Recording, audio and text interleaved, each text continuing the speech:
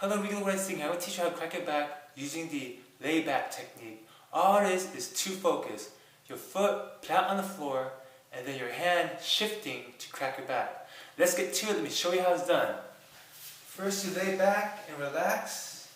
Put your two hands like so, and then put your foot across the other leg and keep this foot planted on the floor as much as possible.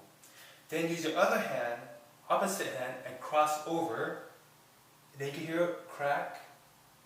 And then use your other hand to shift this way. So 1, 2, 3. Same for other side.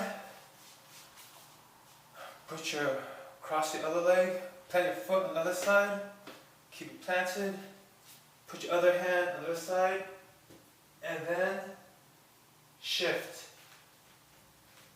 Alright, that's how you crack your back. Please consult your doctor, physician, or chiropractor. I'm just a wedding singer. Peace out.